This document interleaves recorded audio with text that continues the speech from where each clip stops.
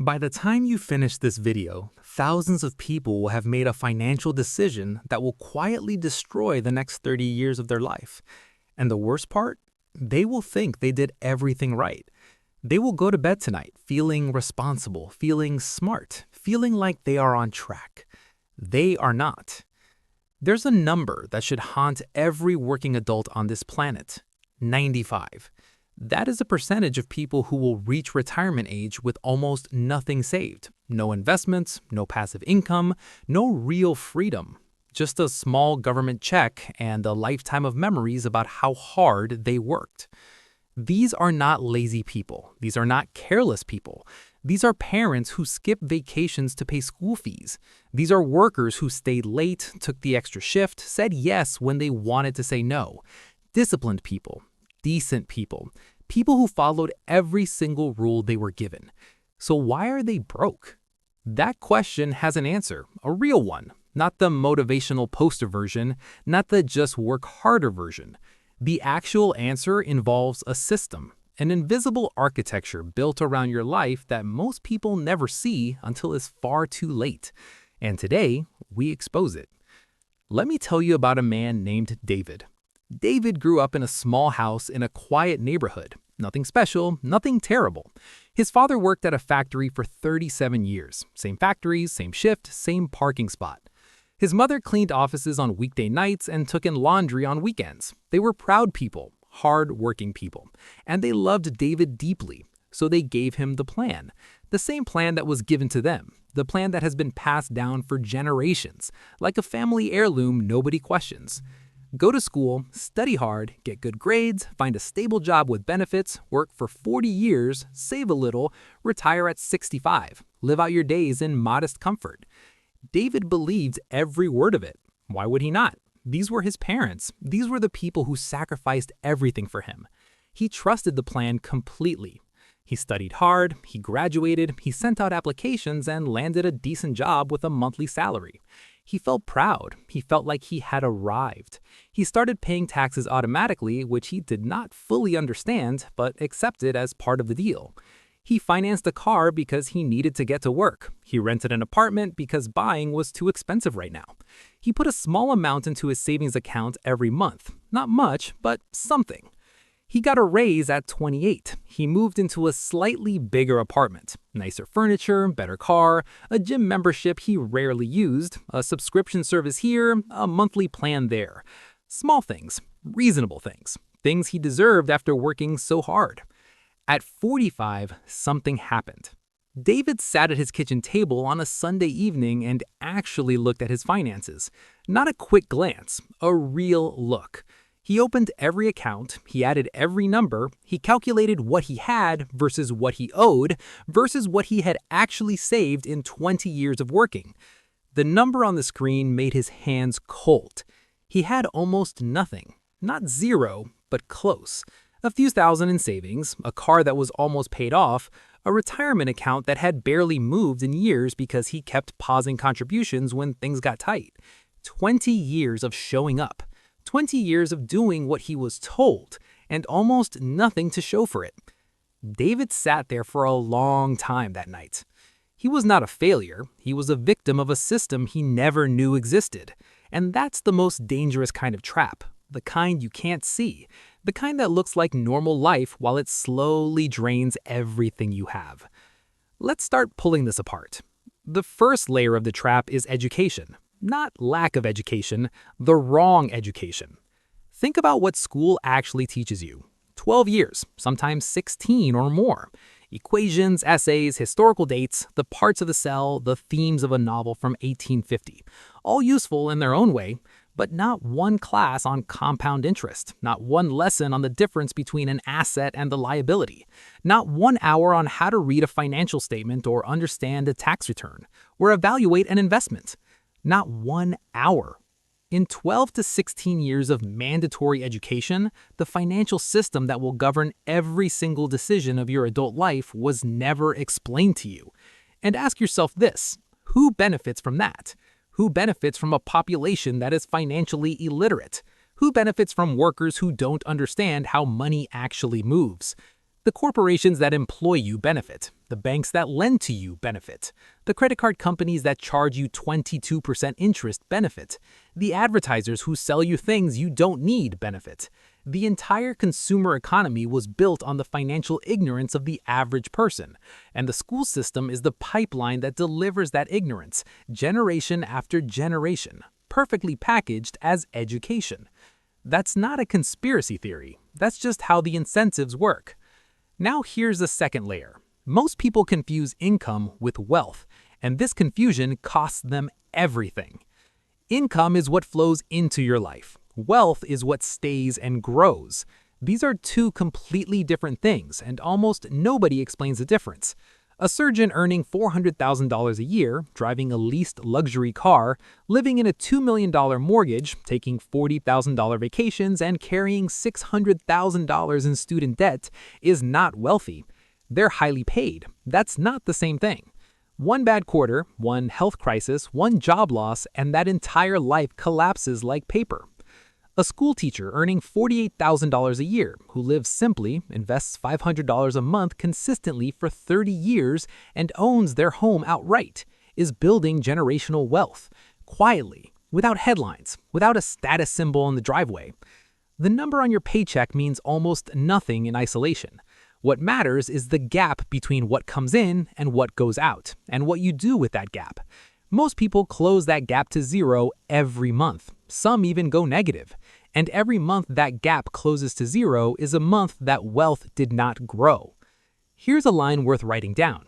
You don't get rich from what you earn, you get rich from what you don't spend. Most people will spend their entire lives getting that backwards. Now let's talk about the third layer, lifestyle inflation.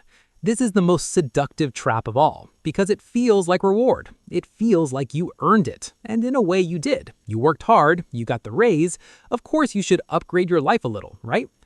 Here's what actually happens. Your salary goes from $40,000 to $55,000. Your spending quietly rises to match it. New car payment, bigger apartment, better phone, nicer clothes, dinners out instead of cooking in, streaming services, all individually justifiable, all collectively devastating. 5 years later, you earn more than you ever have in your life, and you save almost exactly the same percentage you saved when you earned less. Nothing improved. The number got bigger, and the spending grew to swallow it all whole. And it's not entirely your fault. There are entire industries, trillion-dollar industries staffed with behavioral psychologists and data scientists and creative professionals whose entire job is to make sure that the moment you have more money, you find a reason to spend it. Every advertisement is a precision instrument. Every product launch is a psychological operation. They study your emotions, your insecurities, your aspirations. They know that you want to feel successful, that you want to be seen, that you compare yourself to the people around you. And they build products and images and social norms specifically designed to convert those feelings into purchases. You aren't making free choices at the mall. You're responding to a machine that has been studying humans like you for decades. And here's the part that stings. The truly wealthy largely opt out of this game. Study after study on actual millionaires, not the Instagram millionaires, actual net worth millionaires, shows the same patterns. Modest homes, used cars, no designer labels, no status symbols, no performance of wealth, because they understand something the average person never learns. Looking rich and being rich are two completely different financial strategies. One costs you your future, the other builds it. Now we go deeper into the 3 silent wealth killers that work in the background of your life every single day, whether you think about them or not. The first is inflation. That savings account you feel responsible about, the one earning 1% annual interest, inflation is running at 3%, 4%, sometimes 7% or higher depending on the year. What does that mean in plain terms? It means your saved money is losing purchasing power every single day it sits in that account. You think you're saving, the math says you're losing, slowly, quietly, every single year. The second is wasted time. Not wasted in the sense of being lazy, wasted in the sense of not understanding what time does to money. Compound interest is the most powerful wealth-building tool that exists on this planet. It's also the most consistently ignored. A 22-year-old who invests just $200 per month into a basic index fund will retire with more money than a 40-year-old who invests $1,000 per month starting at the same time. The math is brutal, and it's absolute. Every year you wait to start doesn't just delay your wealth, it geometrically reduces it. The cost of waiting doesn't stay the same, it multiplies. The third is tax inefficiency. Most working people pay income tax before they invest a single dollar. They earn the money, the government takes its share, and then whatever's left gets put somewhere. The wealthy don't operate this way. They use legal structures, accounts, and vehicles most people have never heard of because nobody taught them to look. Tax advantage retirement accounts, business deductions, capital gains treatment instead of income treatment, legal methods of deferring and reducing taxes that are available to anyone willing to learn them. The information is public, the tools are accessible, but you have to know they exist to use them, and the system never taught you to ask. 3 forces: inflation eating your savings, time destroying your compound returns, tax inefficiency bleeding every paycheck. All 3 working simultaneously, all 3 ignored by the average person because nobody ever explained them clearly. Here's another line that will stay with you. Poverty is not just a lack of money, it is a lack of financial education, and the system profits from keeping that education out of your hands. So what actually works? What does the escape actually look like? It is not crypto. It is not a course that promises to make you rich in 90 days. It is not a side hustle that requires 80 hours a week. The path is boring. The path is slow at the beginning. The path feels like nothing is happening for years. And then, one day, it feels like everything is happening at once. That is how compound growth works. Invisible, then explosive. The first principle is this. You must stop having one single source of income, one job, one salary, one stream. That is not a financial plan. That is a single point of failure.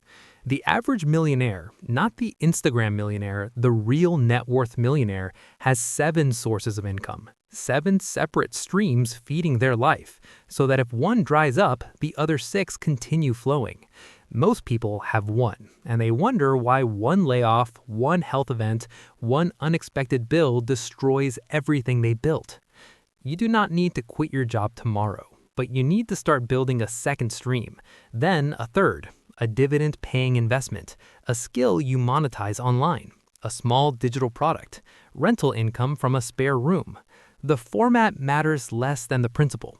Multiple streams, built slowly over time, become financial armor that no single event can penetrate. The second principle, pay yourself first. Not after rent, not after food, not after every obligation has been met and you check what's left. First, automate a transfer the same day your paycheck arrives, even if it's $50, even if it feels pointless. The amount is not the lesson. The habit is the lesson. Because the person who automatically saves $50 a month for 5 years and gradually increases it is in an infinitely better position than the person who always plans to save next month when things calm down. Things do not calm down. Next month never arrives. The system will always find a reason to fill your wallet before you can protect any of it. The third principle, learn one money skill every 90 days. 1. Not 10 courses, not a finance degree, 1 skill per quarter. How to read a basic income statement, how to evaluate an index fund, how to calculate your actual net worth, what a Roth IRA actually does, how inflation affects cash savings. 12 skills per year, 48 skills over 4 years. That's a level of financial literacy most adults will never reach in their entire lives. And financial intelligence is the one asset that cannot be taxed, inflated, stolen, or taken in a lawsuit. Now, here's the part most financial videos never reach, the part that lives underneath all the strategy and the math. The real reason 95% of people die broke is not mathematical, it's psychological, it's identity. Most people do not see themselves as the kind of person who builds wealth. Wealth feels like it belongs to other people, people from better families, people with better luck, people who had the right mentor at the right time or who were born into the right circumstances. So when they encounter good financial advice, they nod, they agree, they share the video, and then they go back to their lives and change nothing. Because deep down, a voice says, that is not for me. That voice was placed there. It was not yours. It was installed by a school system that never taught you this, by a media machine that showed you wealth as something you watch, not something you build, by an advertising industry that converted your self-worth into a purchase decision, by a culture that taught you to perform success instead of build it. Over years, over decades, the message was consistent. Your role is to earn and spend, not to earn and own. But here's what's actually true. Wealth is a learnable skill, not a birthright, not a personality type, not luck wearing a suit. A skill, the same way cooking is a skill, the same way driving is a skill, the same way writing or coding is a skill. You learn it, you practice it, you improve over time, and the only real prerequisite is the decision to start. David didn't stay broke. At 47, after that Sunday evening at the kitchen table, he made a decision. He didn't have 25 years of compound interest ahead of him. That ship had sailed and he knew it. But he had 18 years, and 18 years used correctly is not nothing.